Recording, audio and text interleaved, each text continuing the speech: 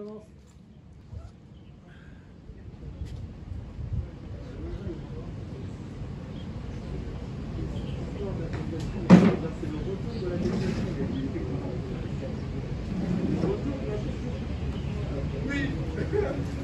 Bon. Boker Tov. Hier on a fait le Yortzai de Rachel Imenu. J'aimerais relier un petit peu Rachel Imenu, le Yesod qu'on peut apprendre de Rachel Imenu et le Yesod qu'on peut apprendre de la Paracha. Il y a marqué au sujet de Rachel, il y a un passage qui dit Min I kolech mi bechi. Rachel, quand elle voit ses enfants partir en galoute, elle pleure devant Hachem. Et Hachem il lui dit Min I kolech mi bechi, arrête de pleurer, t'en fais pas, il est tov. D'un autre côté, on a Léa, sa sœur. Il y a marqué Ene Léa Rakot. Pourquoi est-ce que Ene Léa Rakot? Parce qu'elle avait les yeux abîmés. Parce qu'elle pleurait tout le temps. La question est très simple. Du piston, Rachel, elle pleure, on lui dit arrête de pleurer. Léa, elle pleure, vas-y pleure. Pleure, jusqu'à que, à force de pleurer, elle s'abîme les yeux. Quelle différence entre Rachel et Léa? Pourquoi est-ce que Rachel, Hachem, il dit Mini kolech mi bechi, arrête de pleurer? Et là, il la laisse pleurer jusqu'à ce qu'elle abîme ses yeux à force de pleurer. Quelle différence entre les deux? Pour expliquer la différence entre... Pour expliquer la différence entre les deux, il faut se poser une autre question. On voit dans notre paracha. La femme de Abraham, Sarah, est prise. Et Abraham, il a une super solution. Il lui dit, Imrina achotiat, dis que tu es ma sœur. Comme ça, les man itavli ba'avouer, comme ça, moi, ils vont m'offrir plein de cadeaux. Et sa femme, elle va aller se faire violer. Et lui, il dit, bon, moi, comme ça, je vais aller au collège tranquille et c'est bon. C'est quoi cette solution? Non, il y a marqué qu'Abraham, il a prié. Bon, ok, il a prié, peut-être c'est la seule chose qu'il savait faire. Mais il lui dit, vas-y, on verra comment toi tu vas te débrouiller, moi, je vais aller prier. Quand Lot est pris en captivité, là, Abraham, il ne fait pas la prière. Abraham, il lève une armée et il va se battre.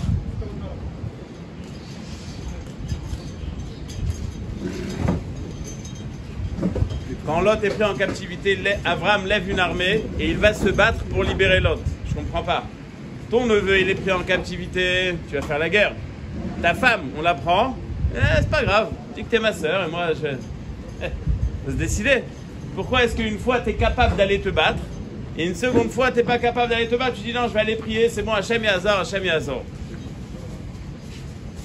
Troisième et dernière question du genre. Quand on arrive devant la mer Rouge, il est marqué qu'ils ont Vaïzakou el Hachem, ils ont prié. Bon, ok, peut-être qu'ils ne savaient pas se battre, peut-être qu'ils n'étaient pas capables de se battre, peut-être qu'ils viennent de sortir de captivité pendant 200 ans, ils étaient esclaves, ils n'étaient pas capables de se battre. Mais juste après, dans le désert, Amalek, il arrive, et là, c'est la guerre. Et là, on y va, on fait un massacre. Moshe lève ses mains, on gagne la guerre, Moshe il baisse ses mains, on part la guerre, mais on fait la guerre. Quand est-ce qu'on doit prier et quand est-ce qu'on doit se battre? Quand est-ce que Abraham, il décide de prier et quand est-ce qu'il décide de faire la guerre? Quand est-ce que nous, on est devant la mer Rouge? On dit, bon, Hachem, vas-y, aide-nous, allez, vas-y, débrouille-toi. Et d'un autre côté, quand Amalek, il vient, on fait la guerre. C'est... Exactement. Le Yesod, il est marqué dans Rabbi Wasserman, il dit que le Yesod, il est très simple. Ça dépend quel est le problème. Est-ce que le problème, il est matériel ou est-ce qu'il est spirituel? S'il est matériel, ben, tu ne dois pas te battre. On va voir ce que ça veut dire ne pas se battre, mais tu dois prier à Hachem. Quand il est spirituel, c'est pas là que tu dois dire, bon, bah, je reviens faire Shabbat. Hachem, vas-y, aide-moi à faire Shabbat. Non, tu dois te battre. Quand c'est matériel, Bémet, c'est entraînement d'Hachem. Quand c'est ton corps qui est attaqué, quand c'est tes besoins matériels qui sont attaqués, c'est entraînement d'Hachem. Mais quand c'est un besoin qui est spirituel, c'est pas entraînement d'Hachem, c'est Akol bidei shamaim chutz mirat shamaim. Bien sûr, tout est entraînement d'Hachem. Mais tu dois faire la guerre pour montrer à Hachem que tu es prêt à faire la guerre pour lui. Quand Rachel, elle pleure parce que ses enfants partent en galoute. Elle a peur pour ses enfants, elle a peur pour le peuple juif qu'ils disparaissent. C'est physique. Tu as peur pour la protection du peuple juif. Mini kolech mi bechi, al tidagi. Al tidagi. Anim t'appelle, c'est moi qui m'en occupe. Mais Léa, pourquoi est-ce qu'elle pleure? Elle a peur de se marier avec Esav. Elle a peur d'avoir des enfants qui vont recevoir une mauvaise éducation. C'est spirituel? Vas-y, pleure. Pleure. T'as raison, pour tes enfants, il faut pleurer. C'est pas entre tes mains. Mais c'est ta tefila qui va réussir, tu dois faire des efforts. Mais la première chose que tu dois faire, c'est pleurer.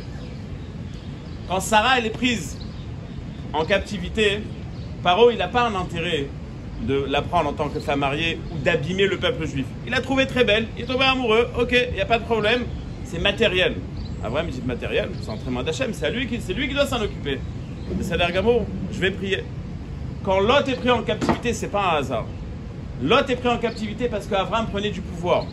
Abraham commençait à développer, je ne sais pas si on peut l'appeler à ce moment-là le judaïsme, mais en tous les cas, il développe l'idée de la Emouna. Et les peuples qui ont décidé de prendre Lot en captivité voulaient montrer qu'Abraham n'avait aucun pouvoir. Comment? Lot et Abraham se ressemblaient deux gouttes d'eau. Et ils voulaient faire croire que voilà, Abraham, tu vois, il n'a aucun pouvoir, il ne peut pas se débrouiller tout seul, il a besoin, il a emprisonné chez nous, on est plus fort que lui. Donc le problème, il est spirituel. Vous voulez vous attaquer à Hachem en vous attaquant à Lot, on va faire la guerre. Quand on est devant la mer Rouge, c'est quoi qui est en danger? C'est notre vie.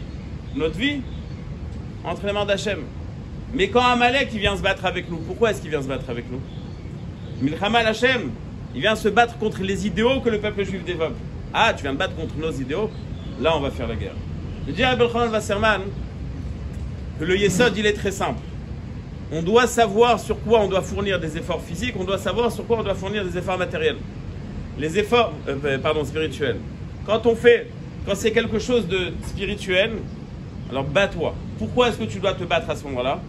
Parce que à travers l'effort que tu vas fournir pour arriver à quelque chose de spirituel, tu vas transformer ton matériel en spirituel. Je donne un exemple très simple. Quelqu'un qui ne fait pas Shabbat, il n'a pas de parnassa sauf s'il travaille Shabbat. C'est très dur pour lui. C'est très dur, c'est un grand nisayon que personne n'est à faire un choix comme ça. Ou donner à manger à ses enfants ou travailler Shabbat. C'est très dur.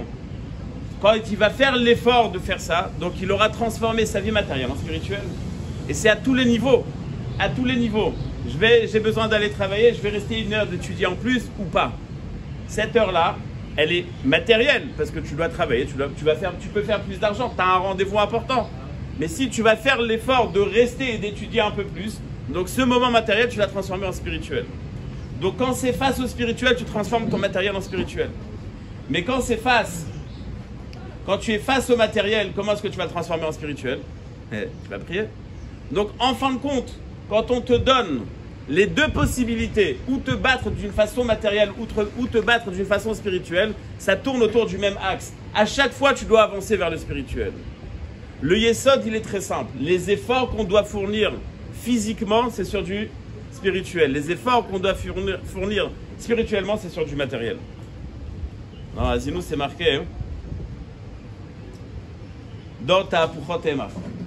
C'est une génération qui fait les choses à l'envers. Après, c'est les choses à l'envers. Quand c'est du matériel, on y va. Travail, business is business. Il n'y a pas, on ne discute pas. Et quand on est à la Sina, là aussi, business is business. Là aussi, on te dit, viens étudier. Hachem Yazor que je peux étudier. Quand le matériel, tu le mets entre les mains d'Hachem. Le spirituel, tu le mets entre les mains d'Hachem. Et le matériel, là, il n'y a aucune chance que tu laisses les massas entre les mains d'Hachem. Il y a quelques années, j'étais Shabbat à Herzliya. Et vendredi soir, en hiver, donc il y a beaucoup de temps, on a fait un tiche. C'est-à-dire qu'on a fait un tiche, c'est-à-dire que la communauté est venue dans une maison, et du vrai Torah, etc., mais surtout très bien arrosé. Et comme c'était très bien arrosé, c'est nos limites. Et je me suis lâché. Je me suis bien lâché. C'est-à-dire quoi, je me suis lâché? Alors elle dit, bon, Baruch Hashem, quand vous voyez les maisons, quand vous voyez ce qui se passe, Baruch Hashem, il y a de quoi entretenir 3 générations après. Quand on parle, c'est des gens bien, quand on parle de spirituel, ouais, la Torah c'est magnifique, la Torah on adore, la Torah on sait, la Torah... Magnifique. Et tes enfants, ils sont dans quelle école? Non, moi, ils sont à American School, ou je sais pas ce que c'est là-bas, le truc des ambassadeurs. Pourquoi? Parnassa. Il faut arriver dans les meilleures universités. De qui tu te moques? De qui tu te moques? Quand tu es en mode matériel, tu as investi à fond.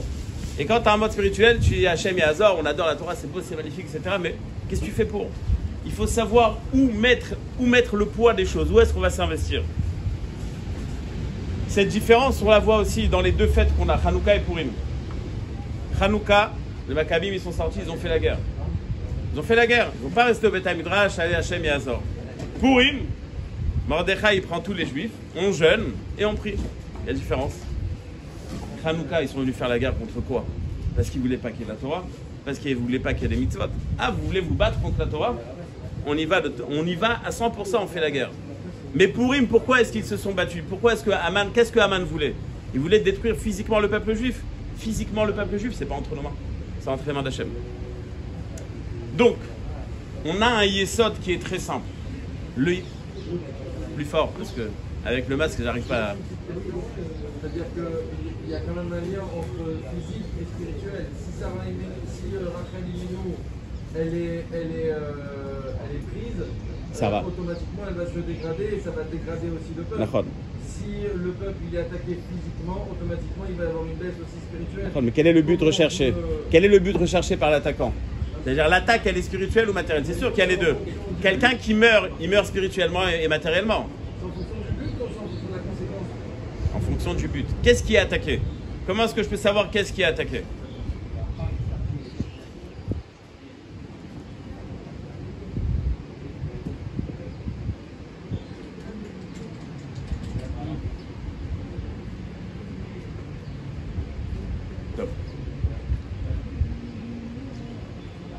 J'aimerais développer un petit peu ce inyana de tfila quand on a besoin de faire quelque chose de matériel et de milchama quand on a besoin de faire quelque chose de spirituel. Il y a marqué dans la Gemara, dans Brachot, non pas dans Brachot, pardon. J'ai oublié c'est où, je ne sais pas si je l'ai marqué. Il y a marqué, il y a un passage comme ça, Moshe Rabbeinu, il dit à la fin de sa vie, il dit au peuple juif, Ve'ata ma Hashem elokecha doresh me'imach. Qu'est-ce que Hashem il demande du peuple juif? Qui im leira et Hashem. Simplement d'être un bon juif, d'être un bon religieux. La Gemara demande, non, avant la question de la Gemara, elle dit Altigre ma et la mea. N'appelle pas, ne lis pas dans le pasouk ma, qu'est-ce que Hashem lui demande? Mea. Quoi mea? Mea brachot. De là, on a institué qu'il fallait faire mea brachot, c'est là que David Amelech il a décidé qu'il allait faire mea brachot. C'est un super beau jeu de mots, mais si je m'amuse à faire des jeux de mots comme ça, on va s'éclater, on va inventer plein de halachot, pardon. Nachon. Il le remet dans le contexte. Alors pour expliquer ce inyan-là, des brachot, et de ce que j'ai dit, de la tfila, les brachot, j'aimerais poser une question. Abraham Avinu, au début de la paracha, il a quel âge? 75 ans. Et jusqu'à 75 ans, il était où? Pourquoi est-ce que la première fois qu'on parle de Abraham Avinu, qu'on commence les histoires d'Abraham Avinu, on commence au milieu? Il y a eu plein de nisyonotes avant. On commence directement dans ce Nisayon. Pourquoi est-ce que l'histoire d'avant de Abraham Avinu, on ne la cite pas?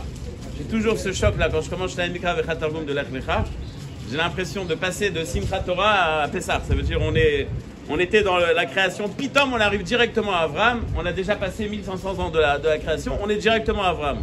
Makara, pourquoi est-ce que c'est le moment où on commence à parler de Abraham? Il y a 3 moyens d'être en contact avec Hachem. Premièrement, c'est de faire des mitzvot. Deuxièmement, la tfila. Troisièmement, l'étude de la Torah. J'explique. Quelqu'un qui fait une mitzvah...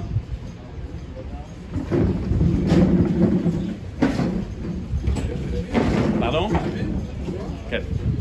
Quelqu'un. On est obligé. C'est faire Torah qui est en déplacement, on est obligé de se lever. En Pogader. Ils n'ont pas osé faire un mur. Il y a une question à Simchat Torah, comment est-ce qu'on peut s'asseoir quand le Sefer Torah il tombe? Si on est fatigué, toi sur la voie de s'asseoir.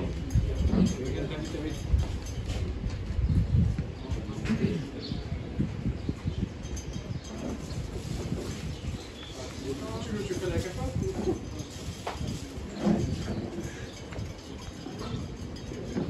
Je prends un vélo. Non, il veut le descendre, Donc, il y a 3 moyens d'être en contact avec Hachem. La mitzvah, la tfila et la Torah. La mitzvah, c'est quoi? Hachem, il t'a dit, mets les tfilin, mange kasher. Fais ci, fais ça, ne fais pas ci, ne fais pas ça. À partir du moment où je fais ce que Hachem il me demande de faire, je suis en contact avec lui. Je fais ce qu'il m'a demandé de faire. J'ai un employé, je lui dis, écoute, c'est ça ton travail aujourd'hui. Donc quand il va faire ce travail, il y a un échange, il y a un contact. Évidemment, ça dépend de la façon dont je veux le faire. Est-ce que j'ai envie de le faire ou est-ce que j'ai pas envie de le faire? Mais il y a un contact. Le langage mitzvah, c'est un langage de tzavta. On est beyachad, on fait quelque chose ensemble. La tfila, c'est sûr que c'est un contact. Qu'est-ce qu'on est en train de faire? On est en train de parler avec Hachem. On est en train de vider son sac, on est en train de venir se plaindre. En général, on va voir que c'est pas ça le but ultime, mais on vient parler de tous nos problèmes. Donc c'est sûr qu'on est en contact avec Hachem. Le terme de tfila, hein, ça vient du mot ptil. Ptil, c'est comme un élastique qu'on met sur un bout. Il mettait un tissu sur la bouteille, sur une bouteille, et il mettait un élastique. C'est-à-dire que c'est une façon d'attacher les choses. La tfila, c'est une façon de s'attacher à Hachem. La dernière chose qui nous met en contact avec Hachem, c'est l'étude de la Torah.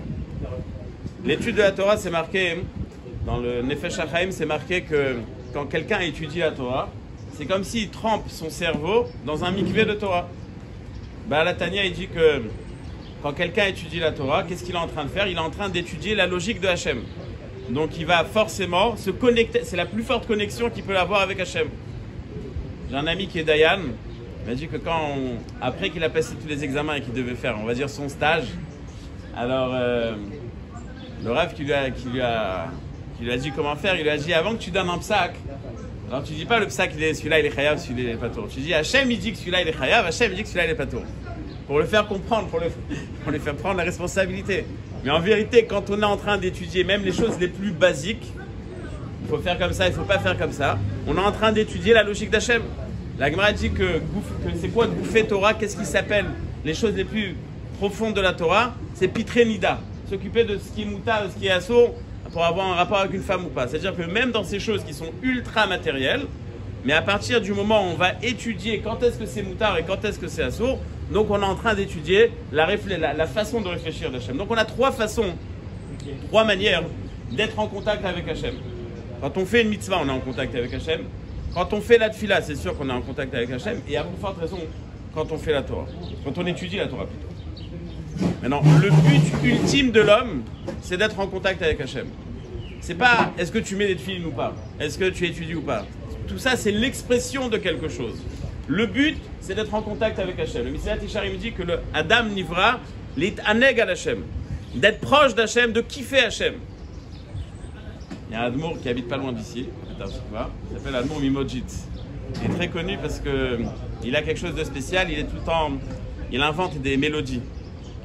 Chaque année à Simcha Bat HaShoeva, il y a 40 000, 50 000 personnes qui viennent à Petah Tikva et ils font là-bas Simcha Bat HaShoeva. Quelqu'un lui a demandé, il lui a dit, c'est quoi t'es devenu musicien, Maketa, c'est-à-dire d'où ça sort? Il lui a dit que dans la Torah, il y a marqué 2 fois le terme Bocher. Hachem nous a choisi. Il y a marqué à Bocher Batorah ou Moshe Avdo. C'est le contact que tu as avec Hachem. Il y a marqué aussi à Bocher Beshire Zimra. Il a dit, moi je chante Hachem. Je suis arrivé au niveau où je peux chanter Hachem. C'est-à-dire qu'il n'y a pas de. Je suis tellement content de tout, puisque je vois partout Hachem, je chante Hachem. Le but ultime, c'est de chanter Hachem. C'est d'être en contact permanent avec lui.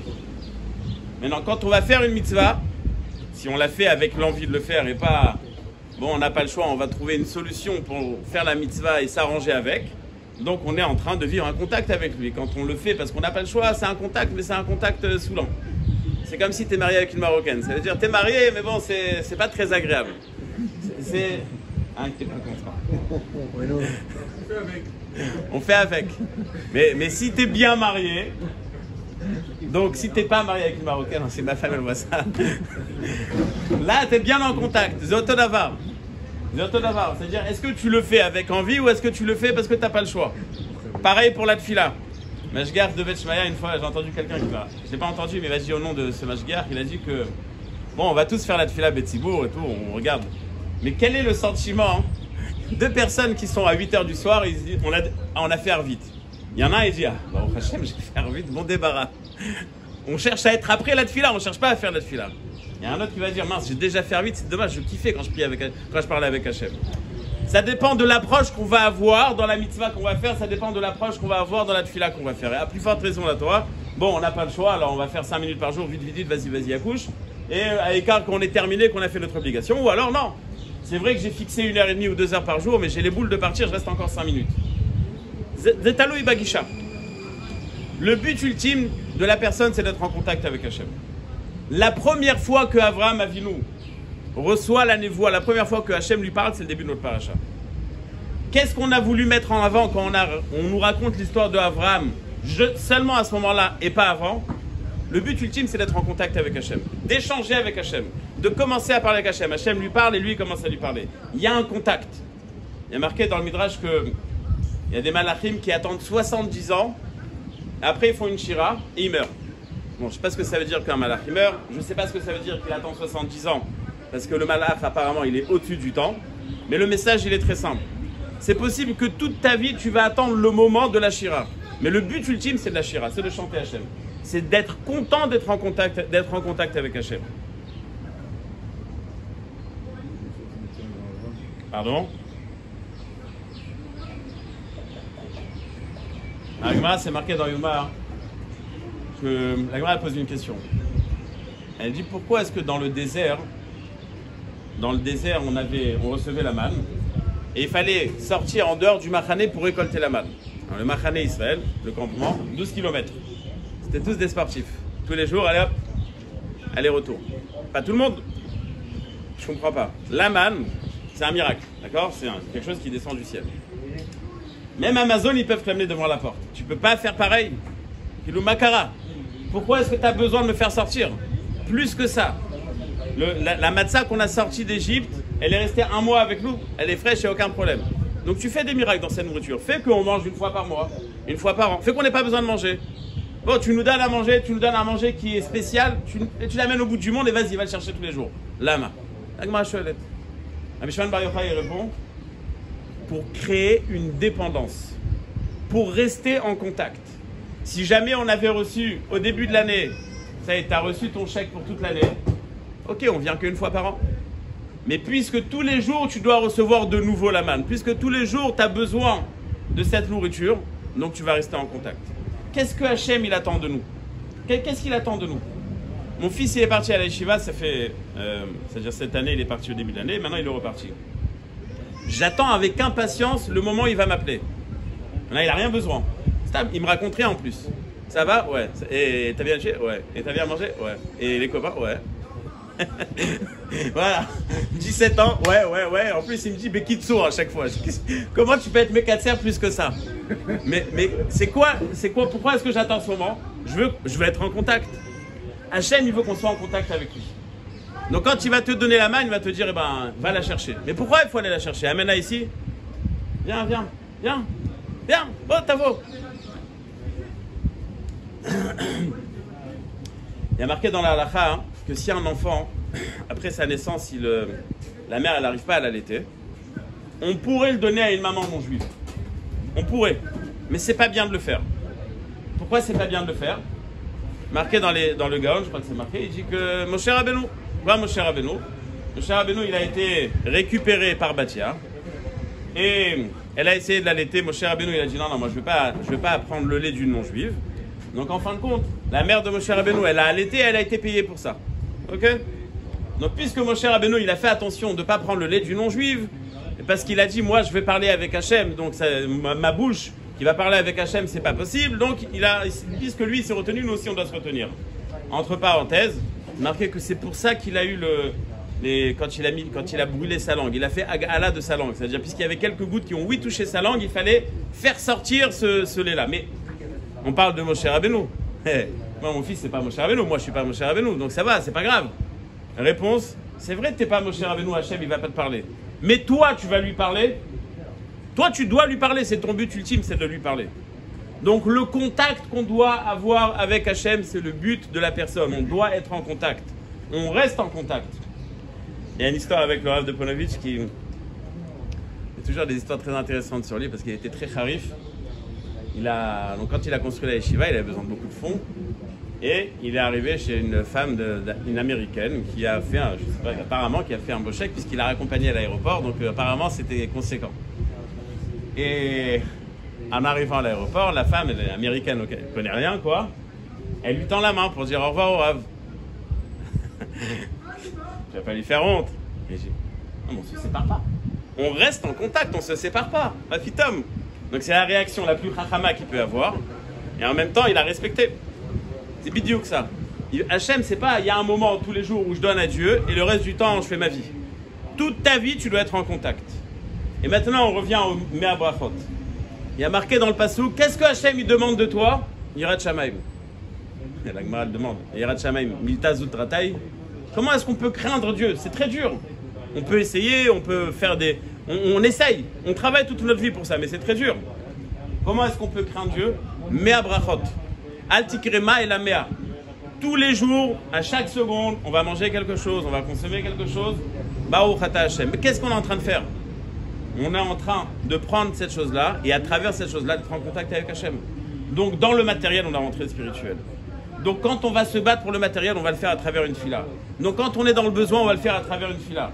Dans le spirituel, prends ton corps et travaille. Ne demande pas à Hachem. Bien sûr, il faut aussi demander à Hachem à chaque fois. Et bien sûr, dans le matériel, il faut aussi se battre.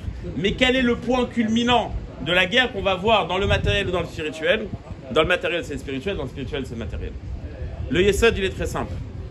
On doit être en contact permanent avec Hachem. C'est difficile d'être en contact permanent avec Hachem. Ça veut dire quoi? Ça veut dire que je reste assis et je pense à lui toute la journée, c'est pas possible. Alors on t'a donné 100 stations où à chaque fois, tu vas être en contact avec Hachem. Pareil pour la tfila. C'est pas, j'ai pas le choix, faut prier. Bon, ok, je vais prier. C'est un moment privilégié. C'est marqué dans Messiat et Sharim qu'au moment où on prie, Az Hachem Omed Lefanenu, il est devant nous et il écoute que ce qu'on est en train de dire. Les 3 brachot rishonot, on doit être Omed Lifnei Hashem. On ne doit pas demander quelque chose, on doit être Omed Lifnei Hashem. Ça veut dire quoi Omed Lifnei Hashem? Ça veut dire qu'on est maintenant, il y a toi et moi. C'est un moment privilégié. Si on avait la possibilité de rencontrer, ne serait-ce que, je sais pas, le Rosh HaMemshala, on se serait préparé. On sait qu'on a 7 minutes de rendez-vous, on se serait préparé. On a tous les jours la possibilité de rencontrer Hachem autant de fois qu'on veut. Il faut savoir le faire. Il faut savoir profiter du moment. Il faut savoir être en contact. Quel? Plus fort, plus fort. C'est-à-dire Ah ouais? Le fait que tu es là, il y a un retour, non? Le fait que tu sois là, il y a un retour. Ah, tu veux qu'il te parle? Je te conseille pas.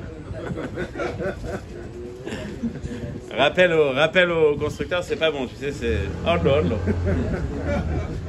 Non. Toi, mais il y a 2 façons, regarde. Il y a marqué qu'aujourd'hui, il n'y a plus de névoie, il n'y a plus de prophétie. Mais quelqu'un qui travaille ses émouna, en d'autres termes, c'est ce que je dis, son contact avec Hachem, dans chaque chose, tu verras Hachem. Et dans le bien et dans le mal. Dans chaque chose, tu verras. C'est sûr que dans le bien, on dit, ah, bah, Hachem. Dans le mal, on a plus de mal. Mais c'est ça le travail. C'est-à-dire que dans chaque chose, on doit se dire que tout est lié à tout est lié au contact qu'on a avec Hachem. J'aimerais expliquer un petit peu plus le lien de la tfila. On a l'impression que quand on vient avec des problèmes chez Hachem, on vient avec une liste de doléances et ça va pas, et ça va pas, et ça va pas. Et donc Hachem il te dit, ah mais je suis bête, il a raison. Le pauvre, il faut l'aider. J'avais pas pensé à ça avant. C'est ça la tfila. C'est quoi? Hachem, il n'était pas conscient de tes problèmes. Et puis il n'a pas pensé que tu avais besoin de plus d'argent ou plus de santé. Peut-être que c'est pas ça la tfila. La tfila, c'est créer la dépendance de l'homme envers Hachem. Qu'est-ce que tu es en train de faire dans la tfila? Tu es en train de raconter ta vie. Et ça va pas, et ça va pas, et ça va pas, et j'ai un problème avec ça, j'ai un problème avec ça. Maintenant, à qui tu es en train de parler? Tu es plus en train de te parler à toi-même qu'en train de parler avec Hachem. Parce que si tu te mets de côté et tu te regardes et tu te dis, mais qu'est-ce que je suis en train de faire? Je suis en train de parler dans le vide, je parle dans le vide. Non, je suis en train de me dire qu'en fait, il y a Hachem, et que Hachem, c'est la raison de tout, du bien et du mal, enfin, de ce que j'ai l'impression qu'il soit mal. Et donc, je vais directement voir le Big Boss pour... Donc, je suis en train de travailler ma perception de ce que c'est Hachem. Je suis en train de travailler ma proximité avec Hachem. C'est ça la solution. C'est pas que puisque tu as fait quelque chose de bien, alors Hachem, il t'envoie plus de Parnassa. C'est puisque tu étais loin de lui, alors tu avais un problème de Parnassa. Puisque tu étais loin de lui, alors Hachem, il a fait un petit rappel. Il t'a dit, oh, ne m'oublie pas. Donc, il t'a mis dans une situation où tu vas avoir besoin de lui. À partir du moment où je me suis rapproché de lui, le problème n'a plus lieu d'être. Donc, c'est quoi là? Qu'est-ce qu'on est en train de faire quand on est en train de faire une fila, une bracha, tout ce qu'on est en train de faire? On est en train de travailler notre perception de ce que c'est Hachem. On te dit, fais-le 24 heures sur 24, 3 fois par jour, 100 fois par jour, et étudie sans arrêter. Mais qu'est-ce que ça veut dire, étudier sans arrêter? Vivre Hachem 24 heures sur 24. Vivre Hachem et vivre la proximité de Hachem tout le temps. Donc, qu'est-ce que c'est la tfila? Elle est en train de te rapprocher de Hachem. Quand on est en train de se convaincre que toutes les solutions à mes problèmes, ils sont là, on est en train de se rapprocher d'Hachem. Il y a un livre qui a été écrit il y a à peu près 100 ans. Dans l'introduction, le Rav là-bas, il dit comme ça. Si j'avais 100 000 zolti, À ce qui paraît, il était très pauvre. Mais si j'avais 100 000 zloty, donc c'était un Polonais, et je les aurais donnés à celui qui me donne la réponse à ma question. C'est quoi sa question? Il dit, si on regarde dans la nature, il y a des choses qui sont incroyablement bien faites. Il prend comme exemple le pied d'un moustique. Quand on le voit, une mouche là qui est en train de se frotter les mains comme ça sur nos livres, on voit comment est-ce qu'elle plie, je ne sais pas comment est-ce qu'on peut appeler ça, ses pieds. Donc ça veut dire qu'il y a un muscle, ça veut dire qu'il y a un cerveau. Tout ça c'est en tout petit, il y en a des millions comme ça. C'est sûr qu'il y a une chorma énorme. Alors pourquoi il y a des endroits où il n'y a pas de pluie? Pourquoi est-ce que Hachem a fait le monde d'une manière où il y a des endroits où il y a la sécheresse, on est dépendant de la pluie? Pourquoi est-ce qu'il y a besoin de ça? Réponse simple, dépendance, autodavar. Si c'était en automatique, bah, tu aurais oublié Hachem. Donc qu'est-ce que Hachem il va te faire? Il va te bloquer. Quand je suis arrivé en Israël, les premières fois où il y avait la pluie, je voyais que tout le monde était content. Alors que nous, en tant que Français, c'est le soleil, quoi. La pluie, c'est casse-tête. Je me demandais pourquoi c'était comme ça. Mais c'est un truc qui m'a travaillé. Il parlait de la Kinneret. J'avais 17 ans, il parlait de la Kinneret. Ça a monté, ça n'a pas monté. Je sais pas, on n'a jamais parlé du lac Léman. On s'en fout complètement, quoi. Ici, c'était vraiment un sujet. Et comment c'est possible qu'en Israël, il manque de l'eau? Terre d'Hachem, etc. Comment c'est possible? Mais justement, c'est ici que tu apprends la Emouna. C'est ici que tu apprends la dépendance. C'est ici qu'il y a besoin que tu comprennes que tu es dépendant. Alors on va commencer à prier pour l'eau, on va demander cette eau. Elle est importante, elle est importante, elle est importante. Il faut rester dépendant d'Hachem. Donc pourquoi est-ce qu'il y a un besoin de pluie? Pourquoi est-ce qu'Hachem a fait la chose de cette manière-là? Il a voulu créer chez nous une dépendance.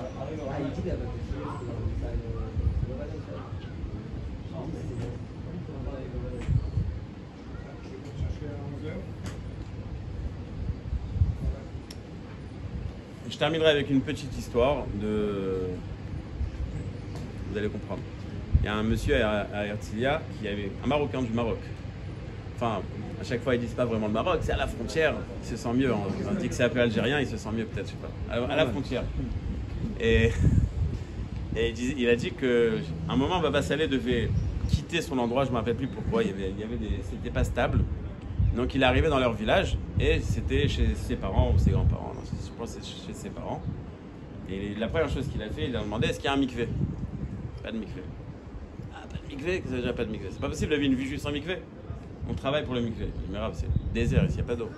Ça sert à rien. Fais le mikvé. Fais le mikvé. Alors ça y est, ils sont partis voir Saleh, ça y est, on a fait le mikvé. Non, l'eau. Ah, l'eau, c'est pas un problème. Alors, je sais pas s'il a sorti son mouchoir ou c'était auto le mouchoir, c'est rien que pour les nuages, mais en tous les cas, Yarad Geshem. Yarad Geshem, on a rempli ce qu'il fallait, et maintenant Saleh vient vérifier que le mikvé est cher, et là il y a un problème dans le mikvé. Vidé. Ah, on a déjà eu un S, il y a déjà eu un S, que ça s'est rempli, c'est pas possible. Vidé. Ils vident, ils arrangent. Hot pam. Ils prient, hot pam, le mikvé se remplit. Kli Rishon. Bien sûr, après, chacun peut-être un peu développer l'histoire, mais Kli Rishon, c'est-à-dire quelqu'un qui a vu ça de ses propres yeux. Si c'est Rouhani, fais pas très bonne note, vas-y, avance. Après, ce qui n'est pas entre tes mains, entre les mains d'Hachem. Le Yesod, il est très simple. Encore une fois, je le répète parce que le Yesod, il est très simple, mais il est très dur à mettre en pratique. Pour le Rouhani, c'est très dur, mais avance. Et après, tu fais le maximum de ce que tu peux, c'est entre les mains d'Hachem. Bezrat Hachem, qu'on se rend compte que dans les smachot et qu'on sache se mettre en activité. Pardon?